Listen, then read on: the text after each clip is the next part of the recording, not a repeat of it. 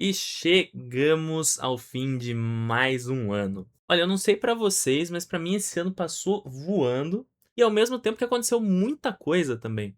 Isso até explica um pouco do meu sumiço do canal nesses últimos meses. E é engraçado que eu até cheguei a misturar algumas coisas que aconteceram esse ano, achando que tinham acontecido ano passado. E pra mim esse foi um ano que eu me dediquei muito pros games. Não que eu não tenha lido nada, né? Inclusive, eu tô com o vídeo de melhores leituras de HQs e livros já engatilhado aí pra lançar pra vocês, tá? Mas foi meu recorde de jogos zerados esse ano. Eu zerei 22 jogos esse ano e superou por um a marca que eu tinha em 2022, com 21 jogos zerados. Passou por pouco, e vocês vão ver exatamente qual foi o jogo que passou essa marca, que eu escolhi um pouco especial pra mim, porque vamos passar não por ordem de pior ao melhor, mas sim por ordem cronológica todos os jogos que eu zerei em 2025. Mas obviamente no final eu vou ranquear todos esses jogos e decidir qual que foi o melhor jogo de 2025 pra mim.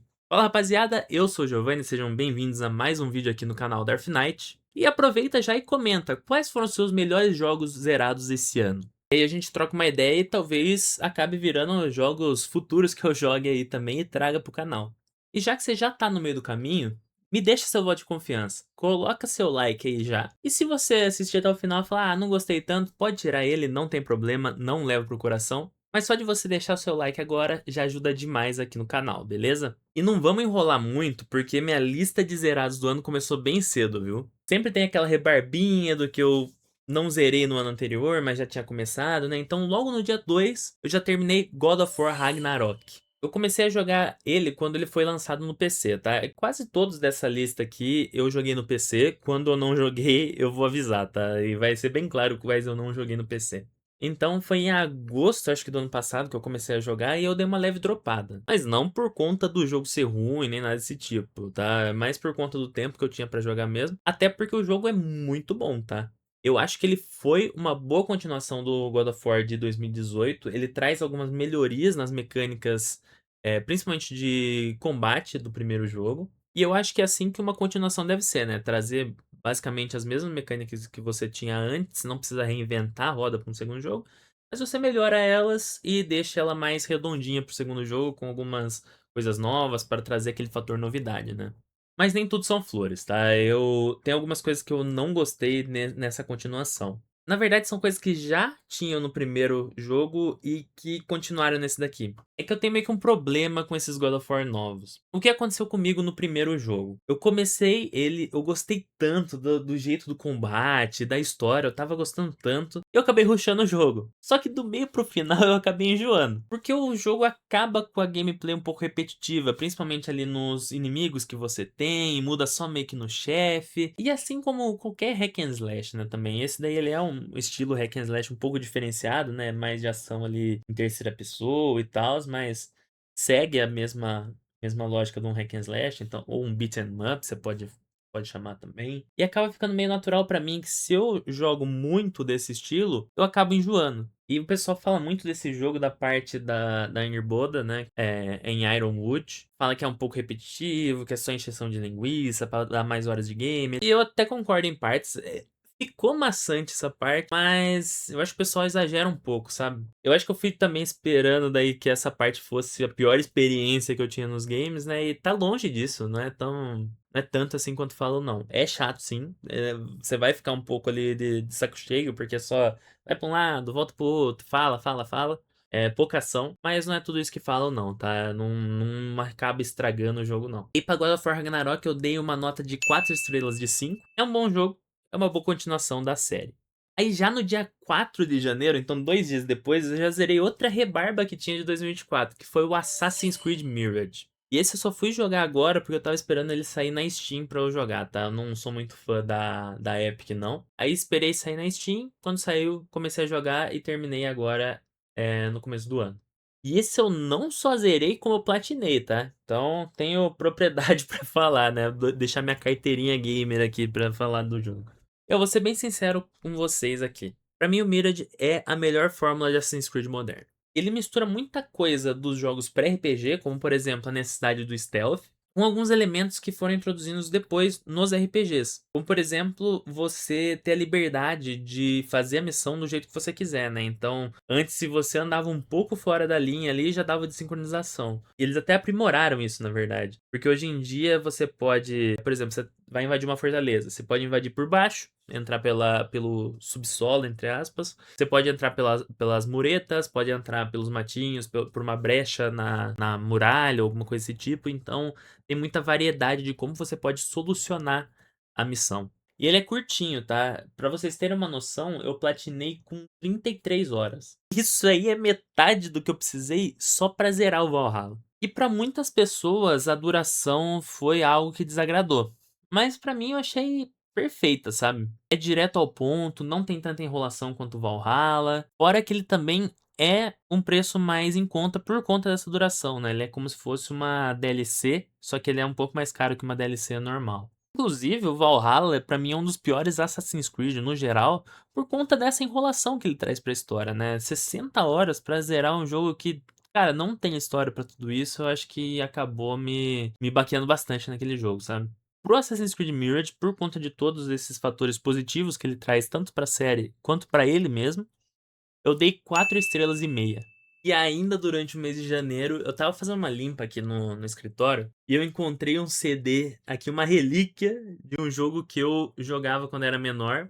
É aqui, ó, Outlaws Cidade Sem Lei. Tem vídeo no canal sobre ele, que eu fiz esse vídeo até porque eu fiquei muito empolgado de ter encontrado ele, foi um dos jogos que mais marcou minha vida. Então eu falei, deixa eu fazer jus ao que ele é, pouca gente fala dele, então vou trazer um pouco no canal sobre. E pra mim é um dos melhores vídeos aqui que tem, tá? Se você não viu, depois vai lá dar uma olhada. E até por conta de já ter esse vídeo, e pra esse vídeo aqui não ficar mais longo que ele já vai ser, eu vou só dar um resumo aqui pra vocês. Esse é um jogo de FPS, lançado em 97, e ele conta a história do Marshall, que é um ex-agente da lei, que tem a esposa dele assassinada e a filha dele sequestrada por foras da lei. Então ele derrota cada um dessa gangue de foras da lei pra, enfim, salvar a filha dele. Esse foi um jogo que ele trouxe muitas inovações para a época dele. Por exemplo, a mira de sniper surgiu justamente nesse jogo. Então, juntando essa inovação que ele tem da época, a nostalgia que eu tenho pelo jogo e a qualidade dele, senhoras e senhores, temos nosso primeiro 5 estrelas do ano. É um jogo muito bom, dá uma chance, ignora esse fator de que é um jogo velho, com esse tipo. Tem na Steam, é baratinho, vai lá,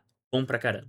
E seguindo nessa pegada de faroeste, aproveitando que ele também teve uma promoção na Steam na época, no começo de fevereiro eu zerei o Red Dead Redemption, o primeiro da saga, né? Esse aqui não tem muito o que falar. O Red Dead Redemption 2 é o melhor jogo que eu já joguei na vida. Eu chorei igual criancinha no final dele. E o primeiro mostra que a qualidade que eles apresentaram do 2 já tava lá. É um jogo excelente, a história é primorosa, é tão emocionante quanto a do 2. E a gameplay sendo um GTA de faroeste, né, como ele era, digamos, divulgado na época, foi um acerto em cheio da Rockstar. E juntando tudo isso, temos nosso segundo 5 estrelas do ano, né? Eu acho que esse jogo merece, não tem, igual eu falei, não tem muito o que falar, é um clássico moderno dos videogames, então, outros 5 estrelas.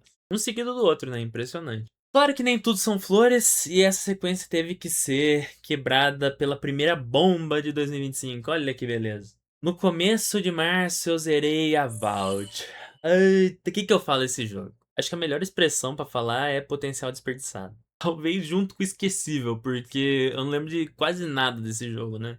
A história não é interessante, a gameplay é genérica, o mundo não empolga. Até parece ser legal, mas ele não se aprofunda pra você saber demais do que tá acontecendo e tudo mais. Mas pra mim, a maior decepção foi o sistema de magia. Só pra vocês terem uma noção, ele é um esquema através de elementos, né? Então, água, ar, fogo, você vai usando esses elementos em seu favor. E eles podiam fazer um esquema muito legal com isso. Eu lembro que tinha um jogo que chamava Spellbreak, era um jogo multiplayer, eu acho que ele até foi desligado recentemente. E até o próprio Genshin Impact tem um esquema de magia de você misturar esses elementos, sabe? Então você consegue potencializar sua magia misturando dois desses. Por exemplo, se você joga uma magia de ar junto com uma de eletricidade, começa a fazer como se fosse um redemoinho com trovões, né? Então você consegue levar esse dano mais pra frente. ou atingir mais em área, né, esse dano. E cara, por que que não colocar essa mesma mecânica nesse jogo? Já que segue a mesma premissa, né, de usar elementos e tudo mais. Não colocaram e caiu no vale do genérico, né. Então, não tem nada demais no jogo, não chega a ser: "Nossa, que jogo horrível de jogar", nada desse tipo, ele só é genérico, então eu dei 2 estrelas e meia. Nota mediana, jogo mediano, simples assim. E no mesmo dia que eu zerei, eu quis fazer uma desintoxicação. Eu abri o Game Pass, escolhi o primeiro jogo de puzzle ali que me interessava. E aí eu zerei Botany Manor. Que jogo bom de puzzle, meus amigos. Nele a gente joga como a Arabella Green, que é uma botânica aposentada, e a gente explora a mansão Botany, que é a casa dela. E todos os puzzles envolvem justamente a botânica, né? Então você explora os cômodos da casa e começa a misturar sementes e métodos de cultivar elas. E essa é basicamente a solução dos puzzles, né? E são todas plantas diferentes, algumas são através do som, algumas são através de percepções ali que você tem, de luz e tudo mais. Cara, é tudo muito criativo e é muito divertido, tá? E é uma pena que ele é extremamente curto. Igual eu falei, no mesmo dia eu baixei e zerei ele. Ele acho que tem umas 3, 4 horas de duração. Acho que mais pra 3 do que pra 4, na verdade. E aí acaba faltando um pouco ali de coisa pra fazer, apesar de que talvez caísse no vale do cansaço depois de todo esse tempo. Talvez ficasse um pouco enrolado, acabasse as ideias de puzzle, mas eu acho que dava pra ter uma diferenciada nos puzzles mais pro fim do jogo, sabe? Então, por conta dessa duração e por conta dessa falta de ousadia de estender mais esse jogo, ele não vai ficar com a nota máxima, tá? Ele vai ficar com 4 estrelas e meia, mas é um excelente jogo de puzzle, tá? Não vão pela nota e sim pelo conteúdo, né? Então, se você gosta de jogo de puzzle, com certeza é uma excelente obra para você aproveitar aí. E vamos para mais um lançamento de 2025. E ainda da minha franquia favorita, que é Assassin's Creed. Lançou Assassin's Creed Shadows. E esse eu platinei também. Eu lembro que desde quando eu joguei o Assassin's Creed Brotherhood, se eu não me engano, tinham desejos e até rumores sobre um Assassin's Creed no Japão feudal. E nesse ano ele finalmente aconteceu. E essa representação do Japão tá fenomenal, de verdade. Cara, é uma das melhores ambientações que tem no Assassin's Creed. Apesar de que em espaços do mapa que você não passa normalmente tá cheio de árvore que fica até ruim de você andar, mas esse pra mim é o de menos vamos falar, na ambientação, né? Na gameplay acaba sendo um pouco chato, mas na ambientação não atrapalha em nada, pelo contrário, deixa até mais bonito esse Japão dessa época. E diferentemente do Mirage, esse daqui volta para os moldes dos RPGs normais, né? Então todas as melhorias que eu falei no Mirage foram todas pro Halo. Mas por outro lado, alguns pontos que eram negativos no Valhalla, o Shadows conseguiu consertar bem. Ele não é tão arrastado, igual eu falei do ponto negativo do Valhalla antes. Ele não é tão arrastado, não é tão enrolado. E a história flui até, de certa forma, muito bem. Outro ponto positivo é a alternância entre os personagens da Naoi e do Yasuke. Eu curti jogar mais com a Naoi por conta de ser essa gameplay de assassino e tal, é a proposta que eu gosto mesmo da série. Mas isso não quer dizer que eu não gostei ou não joguei com o Yasuke, né? Até porque não tem como você não jogar com ele por conta da história mesmo. Mas teve horas que eu queria só descer a porrada em todo mundo. E o Yasuke é feito justamente pra isso, né? Então é bem gostoso também de jogar com ele. E essa diferença de gameplay de um e outro, acho que deu até uma sobrevida pro jogo, né? Porque você pode fazer missões só com a Naoi, pode jogar só com o Yasuke, e você não se cansa de uma gameplay só. Então, juntando esses fatores todos, eu já acho ele melhor que o Valhalla. Mas ele ainda fica na terceira posição. Pra mim é Valhalla sendo o pior disparado, Shadows, Odyssey e o Origins pra mim ainda é o melhor. Só que o Shadows tá ali triscando o Odyssey, tá? Ele, por pouco ali que ele não fica em segundo. Bom, e a nota, Giovanni? Pra mim, o Assassin's Creed Shadows é uma nota 3,5. Ele é perto de ser muito bom, mas acho que falta um pouco daquele impacto da história. Ele não tem muita relação com os Assassin's Creed anteriores no que se diz na época atual, sabe? Porque eles deixaram um cliffhanger ali muito grande do Zisso, do Bassin, e não tocaram, nem tocaram no assunto nesse jogo, sabe? Pelo menos não no base, não joguei a DLC ainda, mas no jogo base não falaram nada sobre isso. Isso acabou me decepcionando bastante, por isso que eu tive que dar uma abaixada na nota. E se você prestou atenção, você vai ver que eu platinei 2 jogos esse ano, e os 2 foram Assassin's Creed. E parece que falta problema na minha vida, porque eu pensei o seguinte: e se eu platinar todos os Assassin's Creed? É, então. Bom, nessa pegada eu zerei e platinei o Assassin's Creed Revelations. E foi a segunda vez que eu zerei o jogo, tá? Mas é a primeira vez que eu platino ele. Mas, Giovanni, você vai platinar todos os jogos, por que você não começou do 1? Seguinte, o 1 não tem troféu nem achievement na Steam. O 2 eu já platinei 2 vezes, então eu falei, não vou platinar uma terceira vez. E o Brotherhood não tem troféus no PC, então eu teria que ou jogar no Play 3 ou na SU Collection do Play 4. Eu resolvi ir pro Revelations até pra zerar ele de novo. Eu não lembrar. A última vez que eu tinha zerado foi em 2012, 13. Então fazem mais de 10 anos aí. E cara, eu não lembrava dele ser tão bom, velho. Tipo, pra mim ele era o mais fraco entre na trilogia do Ezio, né? Então, entre o 2, Brotherhood e Revelations, pra mim ele era o piorzinho ali disparado. Só que, cara, eu acho ele tão bom quanto o Brotherhood. Ele tá pau a pau ali com ele, sabe? Não tem nada que tira o mérito dele de ser melhor que o Brotherhood, não, tá? A história é muito boa, os personagens são cativantes, é um excelente encerramento ali pra história do Ezio, sabe? E se tratando de gameplay, eles adicionaram o gancho na Hidden Blade do Ezio, que você consegue escalar um pouco mais rápido às vezes, ou você consegue alcançar lugares que você não alcançaria só pulando. Fora também as tirolesas que você usa com esse gancho que dão uma fluidez na movimentação absurda, assim. Você consegue atravessar o mapa muito mais tranquilo do que nos jogos anteriores. No geral, ele é um excelente jogo, né? Eu tinha até dado nota 4,5 pra ele, mas eu fui resgatando aqui enquanto eu fazia o roteiro do vídeo, eu fui resgatando algumas partes do jogo e, cara, ele merece sim uma nota 5. Só que eu fui jogar a DLC dele. Assassin's Creed Revelations The Lost Archives. Esse é ruim com força, tá? A DLC é basicamente um jogo de plataforma 3D em primeira pessoa. E parece que eles pegaram tudo que tem de ruim nesse estilo de jogo e colocaram nessa DLC. Todas as fases são chatas. Na metade da DLC você já tá cansado desse jogo. Pra não dar nota 1, a sorte é que a história que ele conta é importante pra lore geral do Assassin's Creed. Dito isso, 2 estrelas sendo bem generoso, tá? E já vamos mais pro meio do ano, né? E eu joguei Star Wars Outlaws. Esse é melhor do que falam, tá? É um Star Wars da Ubisoft, mas não tem tanta cara de Ubisoft assim, sabe? Quando eu falo cara de Ubisoft, eu falo dessa cara de Far Cry que todos os títulos da Ubisoft têm. Desde o Assassin's Creed até o próprio Far Cry mesmo. Então, de ter torres pra você escalar, pra liberar o mapa, ter áreas ali pra você liberar, não, é bem diferente. A gameplay é bem legal e o stealth é bem maneirinho de jogar, tá? Nossa, é bem gostosinho. A história é o suficiente pra você ficar intrigado ali, querer continuar até o final, mas não é nada fora do comum, não. E pra mim o ponto alto, falando um pouco de história ali, de criação de mundo, são os personagens, né? A Kay, o Nix, que é o animalzinho dela lá, não lembro qual que é a espécie dele. E o ND5, que é o robô, que é auxiliar dela.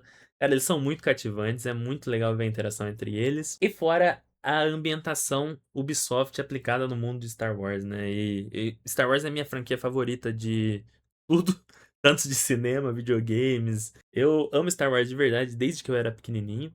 E ver a ambientação da Ubisoft num jogo de Star Wars me deixou bem, bem contente mesmo. É um bom jogo de Star Wars, mas 4 estrelas tá de ótimo tamanho pra ele. E aí vamos para as minhas férias. Olha só, nas minhas férias eu peguei Sonic Frontiers pra jogar. E esse é um jogo que podia mais, viu? A história tem os altos e baixos, mas no geral é como a gameplay dele, sabe? É bem repetitiva. A ideia de ter um Sonic em mundo aberto foi muito boa. No começo ali você fica realmente. Você fala, cara, é isso é um Sonic, é uma mistura de Sonic com Breath of the Wild. E todo jogo do Sonic podia ser assim agora. Mas aí você vai avançando tanto na história quanto nos outros mapas dentro do jogo e vê que, cara, cansa. Mas o que segura de verdade nesse jogo é a trilha sonora que é fantástica, cara. Ele traz o Kalen Quinn pra cantar as músicas que tem no boss ali e são São músicas que combinam muito com o momento, assim, sabe? É um estilo de música que eu gosto. Ele mistura um pouco de música de anime com música emo ali, até por conta do que Killing Queen tá cantando. Então é um estilo de música que me agrada bastante. E a boss fight é espetacular também, né? Não, ela é feita pra ser um espetáculo mais visual do que de gameplay em si. E são esses fatores que seguram essa repetitividade do jogo. Então, pra ele, eu dou 3 estrelas e meia. E vamos voltar a falar de Assassin's Creed. Porque a ideia de Jericho de platinar todos eles não saiu da cabeça ainda, tá? Foi aí que eu joguei o Assassin's Creed 3. É um ótimo Assassin's Creed, é um excelente fim ali pra saga do Desmond. E é um grande salto de gameplay do Revelations pro 3. Eu acho que inclusive eles chegaram a mudar a engine do jogo, né, nesse meio tempo. E tem muita coisa diferente, principalmente quando se fala do parkour. Eles mudaram até os comandos, o que eu estranhei na época, mas hoje parece mais natural esse comando do Assassin's Creed 3 do que os dos anteriores. E também tem a possibilidade de escalar mais coisas, né? Então você pode subir nas árvores, subir em algumas pedras, eu acho que você também consegue subir. Cara, o mapa tem vários lugares pra você explorar, mas, por exemplo, Nova York e Boston pra mim são a mesma coisa e a fronteira é um saco você atravessar. Nossa, acho que de áreas do Assassin's Creed aquela tá em uma das piores, se não a pior. Cara, de verdade, eu acho que eles pecaram um pouco nessa questão dos mapas, né? Tudo bem que eles não têm tanta liberdade assim pra criar um mapa, não vão criar um mapa fantástico, né? Mas dá pra ter caprichado um pouco mais. É bom que nos Assassin's Creed pra frente eles souberam adaptar melhor e fazer mapas melhores. Cara, a história do jogo é muito envolvente, com a trama ali do Reitan e do Connor, né? Pai e filho em situações de guerra contrárias, né? Um contra o outro. O Achilles, que é o mentor do Connor, é um dos meus personagens favoritos da franquia. Mas tem uma coisa que tira um pouco da nota dele pra mim. O começo do jogo, ele é muito lento. O desenvolvimento ali do Reitan leva ali, sei lá, umas 3 horas, mais ou menos. Até você chegar no Connor como assassino, vai levar isso com certeza, tá?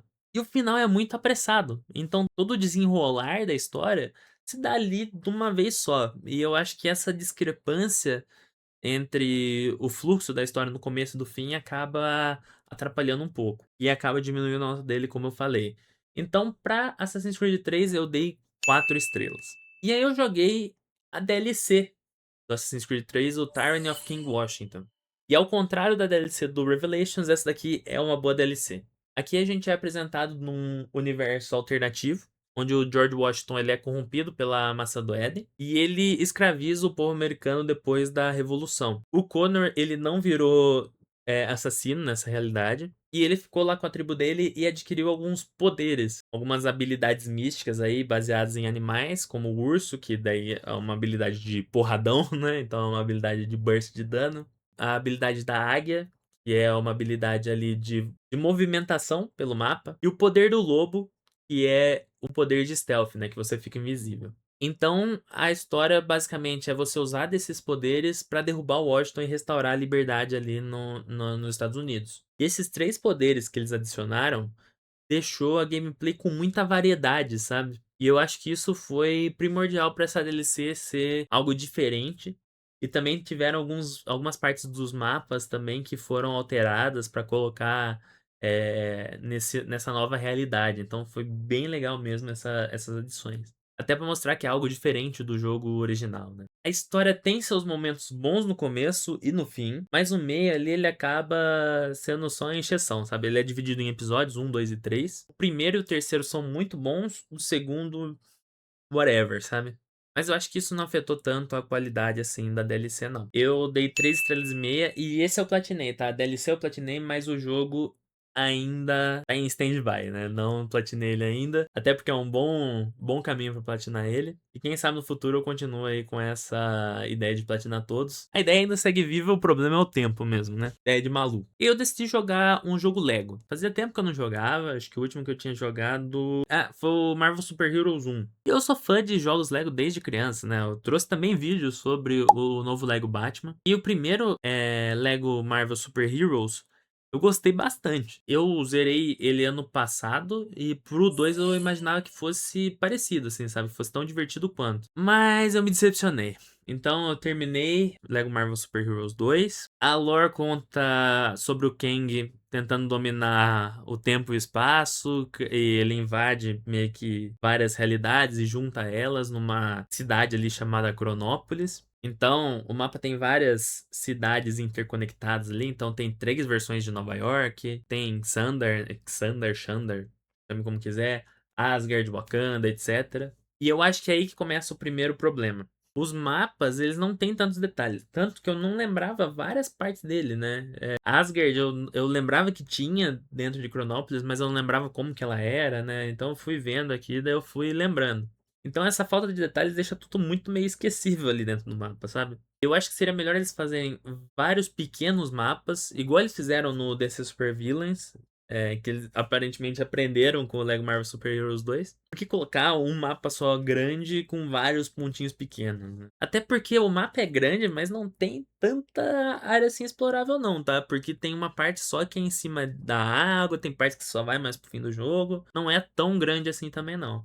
E a escolha dos personagens tem um problema muito grande. E não é nem culpa da TT Games, não. Porque o X-Men e o Quarteto Fantástico, eles não estão no jogo. Por conta de que teve a compra da Marvel pela Disney. Só que ainda tava naquele imbróglio jurídico de poder usar ou não por conta da Fox. E se eu não me engano, isso também envolvia os games. Então eles não estão no jogo, que é uma baita perda, né? Eles até tentam colocar outros personagens ali pra suprir essa falta das equipes, das 2 principais equipes da Marvel, junto com os Vingadores ali, né? Mas não deu muito certo, não. Aí vamos falar um pouco dos níveis, que pra mim é a pior parte desse jogo. Não tem um nível que eu achei minimamente interessante. E quase todos, se não todos, você tem que fazer tipo uma mini quest no mapa antes de você iniciar ela. E é um pé no saco todas essas mini quests. São iguais às side quests que tem no mapa e todas são muito genéricas, são muito chato de fazer, não dá nem vontade de você fazer o 100% do jogo. E é uma coisa que a maioria dos fãs de jogo Lego gostam de fazer. De coletar todos os personagens, fazer todas as missões, fazer todo os 100% das missões, né? Coletar todos os mini kits e por aí vai. Então, cara, pra ele não tem uma nota melhor que senão 2 estrelas e meia, sabe? Cara, é bem ruinzinho. E 2 estrelas e meia sendo generoso, tá? Porque ele merecia 2 estrelas. Mas acho que por conta de ter essa pegada Lego também, vamos dar uma colher de chá aqui e dar 2 estrelas e meia. E aí, como sempre, eu fui ter uma desintoxicação com um jogo de puzzle. Eu fui jogar Viewfinder e tudo é criativo nesse jogo. Tudo. A história já mostra um mundo misterioso ali que, pelo que você entende ali, é uma simulação. E no mundo real tá tendo uma catástrofe climática. E os cientistas que descobriram como solucionar essa catástrofe estão desaparecidos. E a gente tá nessa simulação justamente para entender por que eles desapareceram e tentar resgatar essas ideias que eles tiveram pra salvar o mundo. E a mecânica do jogo cara, é fenomenal. Você encontra fotos, seja em mesa ou você tira elas mesmo. E quando você segura elas na frente do mundo do jogo, você consegue substituir o cenário que tá e reescreve o ambiente. Então você consegue várias soluções dos puzzles estão baseados nessa mecânica. Quer dizer, várias não, todos os puzzles do jogo são baseados nessa mecânica. Porque é uma mecânica que te permite aí solucionar os enigmas e também permite você mudar o ambiente visual do jogo, sabe? Cara, é tudo muito genial. É muito genial. Tanto essa própria mecânica já é extremamente divertida, quanto as mecânicas que eles apresentam mais pra frente na história, que também adicionam mais diversidade pra essa mecânica. É tudo muito legal de jogar. Cara, novamente, todo amante de puzzle tem que jogar esse jogo, porque ele é um 5 estrelas sem a menor sombra de dúvida. Bom, e agora de uma franquia que a gente nem falou nesse vídeo ainda, Assassin's Creed. Eu fui jogar Assassin's Creed Liberation, e esse é um título subestimado de Assassin's Creed, tá? É um título subestimado, ele conta a história da Aveline de Grandpré. Ela é uma assassina afro-francesa que tá em Nova Orleans durante o período ali pré-Revolução Americana. Então ele passa ali mais ou menos no mesmo período do Assassin's Creed 3. Então ele expande a lore do Assassin's Creed em paralelo com Assassin's Creed 3, né? Mostrando ali a ocupação templária nessa região ali de Nova Orleans. Bom, e vamos pegar essa consideração de que ele passa em paralelo com Assassin's Creed 3 e vamos definir um pouco do que ele é. Se você não se lembra, ele é um spin-off do Assassin's Creed 3 mesmo, só que ele foi lançado pro PS Vita. Finado PS Vita, que Deus o tenha. E ele ser pro PS Vita é importante para analisar outro aspecto. Segura essa informação aí. A gameplay, ele é bem similar com Assassin's Creed 3, só que ele tem uma mecânica ali de disfarce, que você tem que ir trocando entre 3 disfarces diferentes da Aveline pra resolver ali algumas quests. E cara, isso é uma desnara sem tamanho nesse jogo. Era um saco você ter que ir na lojinha, porque você só consegue trocar esse disfarce na lojinha. Então, antes da missão, você tinha que ir nessa loja, trocar o disfarce pra depois ir pra missão. Isso quando você não entrava na missão sem trocar o disfarce, que deixava tudo. E falando em missões, todas elas são bem simples, tá? Algumas até assustam com a simplicidade que elas são. São mais simples até do que quests no Assassin's Creed 2, Brotherhood. Mas aí você lembra, é um jogo pensado no portátil, né? Porque o PS Vita, se você não se lembra, foi um console portátil da Sony, uma tentativa de entrar nos portáteis da Sony. Então, as missões têm que ser mais rápidas mesmo, porque você tá ali jogando, sei lá, no busão ou jogando no carro, numa viagem, e você tem que parar ali na hora pra seguir sua vida. Então, as missões têm que ser mais rápidas pra justamente não quebrar você no meio da jogatina, sabe? Pra você não perder o fio da meada do jogo, né? Mas, igual eu falei, ele é um título subestimado, é muito legal de se jogar. E acho que até por conta dele ser subestimado, eu dei um sólido 4 estrelas pra ele. Ele é bem legal mesmo. Ele é no mesmo nível ali de Assassin's Creed 3, se você levar em consideração essa questão do portátil e tudo mais. E eu comecei a ficar com saudade de alguns jogos do Play 3, né? Recentemente lançou Lollipop Chainsaw Repop. É um remaster do jogo Lollipop Chainsaw de 2012 e que foi lançado pro PC também. Então eu comprei ele na Steam e joguei. Nesse jogo a gente segue a Juliet Starling, né? Que é uma líder de torcida colegial. E no aniversário de 18 anos dela, tem uma invasão zumbi na cidade, né? Bem em 2012 mesmo, né? Essa questão da invasão zumbi. E aí ela revela que ela, junto com a família dela, é uma família de caçadores de zumbis. Então ela tem ajuda ali do namorado decapitado dela, né? Que ela guardou só a cabeça dele. E ela usa uma motosserra aí pra combater esse apocalipse. Cara, é uma aventura cheia de humor, cara, umas piadinhas tão besta que eu rachava o bico. É bem esse humor, como que eu posso falar? É um humor bem escrachado, assim, cara, mas é tão besta que é até cringe às vezes, mas ele acaba sendo engraçado justamente por isso. E ele é divertidíssimo, ele é desestressante pra caramba, você só vai lá, desce a porrada no zumbi. Então, se você tá com um dia, você teve um dia daqueles, liga esse jogo, gira com a motosserra que você já vai ficar pelo menos uns 50% mais tranquilo. Ele é um jogo hack and slash, né? Então, lembra que eu falei do God of War Ragnarok? De se você forçar muito tempo nesse jogo, ele acaba ficando cansativo? Não é esse caso. O Lollipop Chainsaw, ele já é bem curtinho. Eu zerei ali com 6 horas, mais ou menos. E é a duração perfeita, assim, sabe? Eu percebi que se ele se estendesse mais um pouco, eu já ia enjoar. E eu acho que toda a diversão que ele tem é a definição perfeita do que é videogame. É você sentar ali depois de um dia estressante, ou sentar ali pra passar o tempo e se divertir com isso. Dar umas risadinhas. Não precisa ser uma obra de arte sempre, uma obra de arte audiovisual sempre.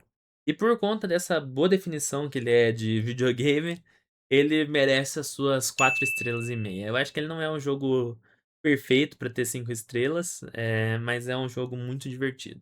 Bom, e seguindo nessa vontade que eu tava de jogar jogos antigos do Play 3, né, jogos antigos, né, de 2009, eu tirei a poeira do meu querido Play 3, que tá aqui do meu lado, inclusive. Tomei a vergonha na cara de jogar Infamous, o primeiro da trilogia, dá pra dizer assim. Infamous é uma série esquecida injustamente pela Sucker Punch. O último que saiu do Infamous foi o Second Son e foi lá no lançamento do Play 4. E aí nunca mais deu as caras, né? Teve ali uma DLC do Second Son, mas depois nunca mais se falou nada dessa série. Eu já tinha jogado o começo lá atrás, mas eu tive que reiniciar ele. Tomei vergonha na cara pra zerar ele de vez. Bom, e vamos falar um pouco da história. O primeiro jogo ele gira em torno do Cole McGrath. Ele é um entregador e ele ganha poderes elétricos quando ele vai fazer uma entrega e na verdade é uma bomba, como se fosse uma bomba elétrica, acho que dá pra falar isso. E essa explosão deixa a cidade que ele vive, a Empire City, inteira em quarentena. Ele precisa desvendar a origem dos poderes dele, né, e de toda essa situação que aconteceu na cidade, e ele toma ações que sejam pro lado bom ou pro lado ruim. E aí é que tá a primeira mecânica do jogo. É o sistema de karma, né? Então, conforme você vai tomando ações boas, você vai ganhando karma positivo, começa a liberar poderes específicos para cada tipo de karma, né? Inclusive, se você tem karma negativo, você libera poderes exclusivos de karma negativo. E é uma mecânica bem diferenciada e que dá um peso ali para suas decisões durante a gameplay. Como a população enxerga você também, é bem interessante. O restante, o jogo é um pouco genérico, né? É bem esses jogos em terceira pessoa de ação. Mas a progressão que ele tem, principalmente com relação aos poderes que você vai ganhando, as missões que você precisa fazer para ganhar esses poderes. Eles têm relação também com partes da história. Então essa progressão não deixa cair na monotonia, né? Então ele é genérico, mas não chega a ser monótono. Então ele é um bom início para a saga. Eu tenho certeza que vários desses pontos o 2 deve ter corrigido. Eu tô ansiosíssimo para jogar ele, mas para esse primeiro título eu dou 4 estrelas. Ai, ai, lembra que eu falei da definição de videogames? Nesse próximo game aqui, ela foi atualizada. Eu troquei meu Switch esse ano, eu tinha um Lite, e eu quase não usava por conta disso. Eu não tenho costume de jogar no portátil, de levar ele pra lugares assim. Então eu usava muito pouco. E às vezes eu queria colocar ele na TV e não podia porque era o Lite. Então daí eu troquei por um OLED. E eu comecei a jogar tudo que eu não tinha jogado ainda.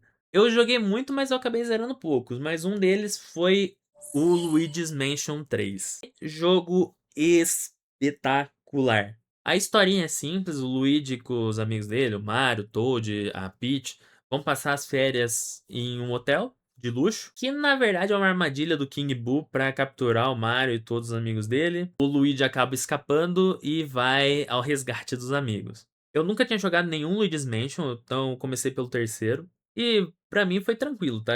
Imagino que pra todo mundo deva ser tranquilo também. Mas o que mais me impressiona é a qualidade do combate desse jogo. A arma dele é um aspirador, então você usa ele pra puxar os fantasmas e aí você começa a bater com eles no chão como se fosse um desenho animado mesmo. E cara, é desestressante de uma forma até cruel, coitados. E também tem vários puzzles interessantes dentro do jogo, né? Você consegue usar o Guide, né, que é uma versão como se fosse uma versão em gosma do Luigi, consegue passar por grades e coisa desse tipo. A mecânica de puzzle tá basicamente vinculada a ele. E também tem várias outras mecânicas usando o aspirador também. Então dá pra você dar um burst assim pra cima que você dá um pulo pra desviar de obstáculo que vem na sua direção. Dá pra você assoprar as coisas também. Dá pra você soltar uma luz que cega os fantasmas. E impressiona o quanto um único objeto ali do game consegue liberar tantas mecânicas diferentes, sabe? É tudo muito divertido e acho que diversão é a palavra que define não só esse jogo, mas videogames no geral.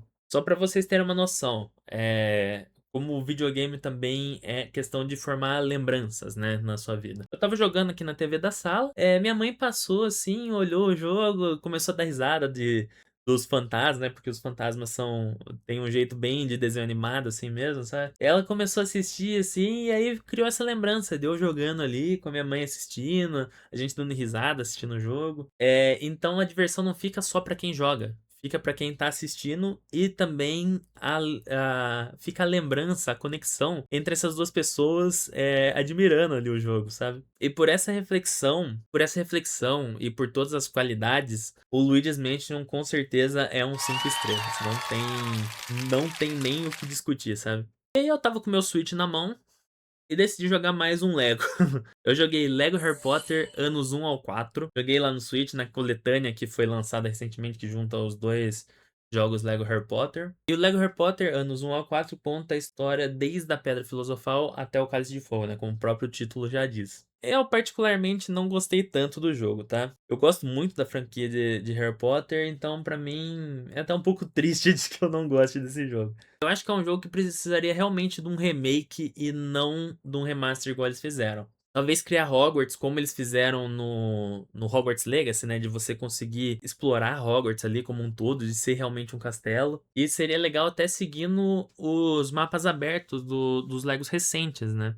E mesmo se você considera a época que ele foi lançado, não existia o mundo aberto, né, o mapa de Ho mesmo assim, o mapa de Hogwarts ali não me empolgou em nada, sabe. Tudo muito confuso de você andar ali por ele, cara, sei lá, é tudo muito esquisito na exploração desse jogo. As fases são legais, em compensação, bem nos mods dos Legos antigo, e não, por exemplo, no Lego Marvel Super Heroes 2, que as missões são completamente maçantes. Esse daqui as missões são mais divertidas e é um bom jogo Lego. É um bom jogo Lego, é bem mais divertido se você compara principalmente com o Marvel Super Heroes 2 que foi lançado ali, acho que com 10 anos de diferença quase. Ele é bem mais divertido. Então pra ele eu dou 3 estrelas e meia. E aí temos os nossos 2 últimos jogos. Eu tô vendo aqui a gravação tá me dando até medo da edição. Mas vamos para os 2 últimos. O primeiro sendo Indiana Jones and the Great Circle.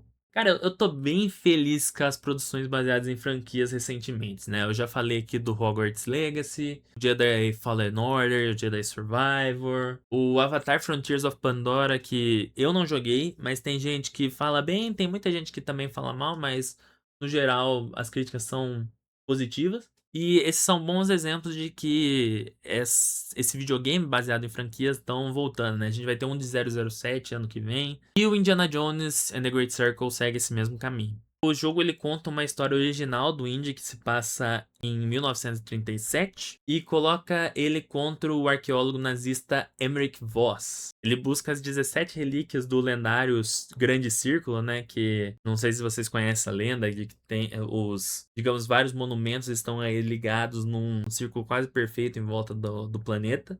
Então, por conta dessa característica do Grande Círculo, a gente explora vários locais diferentes. Então, a gente tem Vaticano, Egito, Himalaia. Isso são só 3, acho que são 5 ou 6 áreas que a gente explora. E a gente tem a ajuda da jornalista Dina Lombardi para combater os fascistas. O jogo foca em exploração, também tem uma grande quantidade de quebra-cabeças nele, e também tem stealth. E esses 3 elementos são basicamente o que trazem a aura de Indiana Jones para esse jogo. O ponto do jogo se passar em primeira pessoa, que foi até uma crítica antes dele ser lançado, olha que maravilha, né? Criticaram sem nem ter jogado. E na verdade é um dos pontos positivos do jogo, porque realmente deixa tudo muito imersivo. Você se sente ali na pele do Indiana Jones. Acabou a bateria da minha luz aqui. Bom, voltando. Eu tinha falado sobre a imersão que a primeira pessoa dá. E também a exploração desse jogo é muito legal. E é um exemplo a ser seguido, porque são espaços curtos e muito bem detalhados, sabe? É uma exploração ali semi-aberta. E dentro desses mapas tem áreas que se interligam com passagens, nesse bem estilo Indiana Jones, assim, sabe? Passagens secretas e tudo mais. E criam até meio que uma experiência Metroidvania, né? Então você consegue, com coisas que você libera mais pra frente, voltar, liberar uma outra área, solucionar um outro puzzle e tudo mais. Cara, e eu acho que esse jogo é pouco falado, tinha que ser mais jogado, assim, sabe? Então, 5 estrelas mais do que merecido. Mais do que merecido. Eu queria que mais gente jogasse esse jogo, sabe? Porque ele realmente é muito bom. Uma pena ele ser um pouco caro também. Mas enfim. Que jogo que não é, né? Lançamento. Ainda mais AAA. E vamos pro último. Vamos pro jogo que eu escolhi ali pra encerrar meu ano. Que foi um de Star Wars também. Outro de franquia.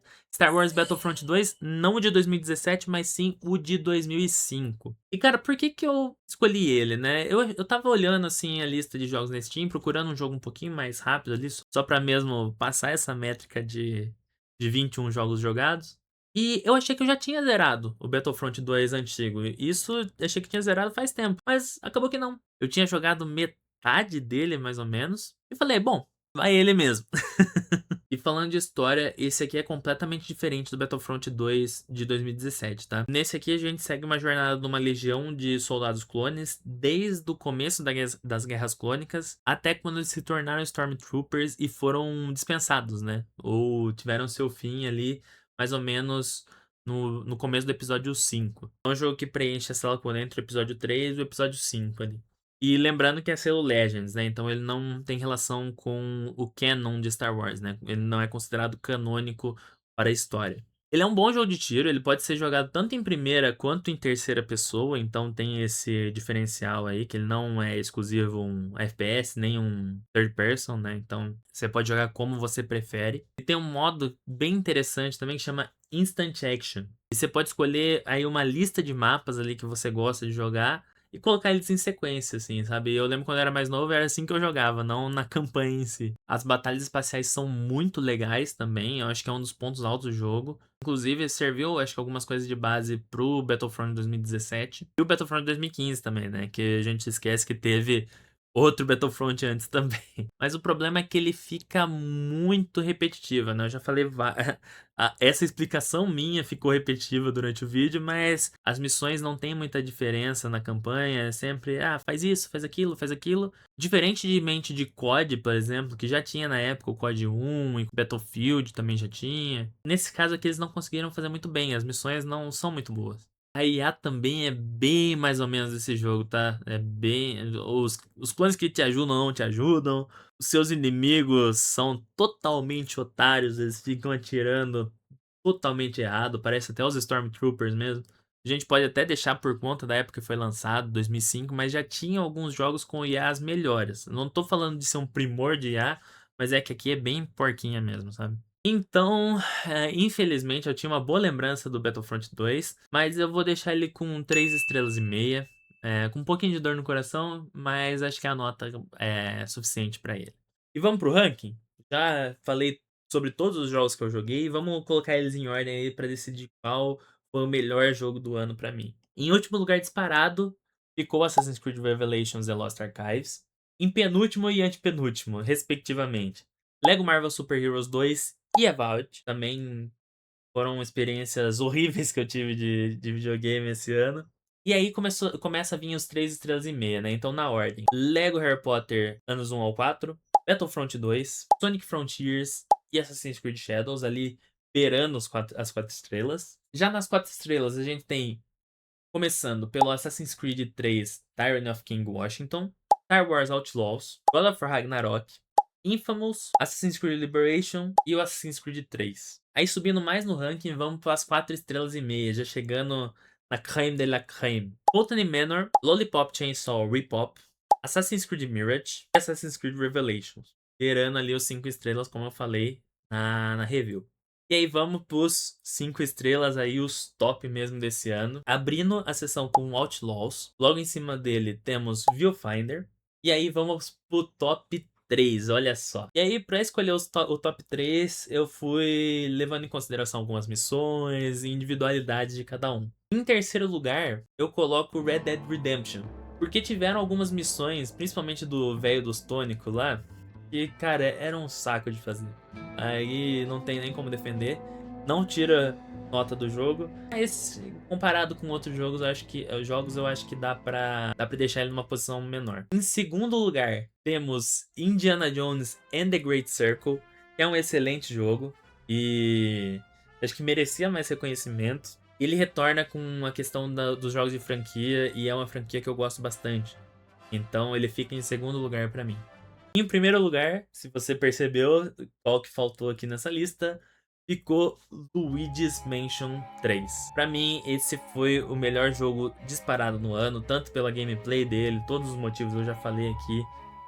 Essa questão de ser um jogo família pra todo mundo assistir, criar boas lembranças, seja vendo ou jogando o jogo. E pra mim, esse foi o meu jogo do ano. Olha só que beleza. Parabéns, Luigi's Mansion 3. Você ganhou meu carinho e admiração. Então, se você ficou até aqui, muito obrigado. E comenta aí nos comentários qual que foi seu jogo do ano. Se você concorda com algumas decisões minhas, se discorda, aí vamos sempre manter o respeito. E obrigado, obrigado realmente por esse ano. Foi o primeiro ano do canal ali. Sei que tô devendo alguns vídeos para vocês. Não fiquei muito ativo nos últimos meses. E é uma coisa que eu quero muito trazer no próximo ano, né? Trazer mais conteúdo para vocês, trazer mais vídeos aqui no canal, certo? Então, um feliz ano novo para você, para sua família, para todos os seus amigos. Valeu, falou, abraço!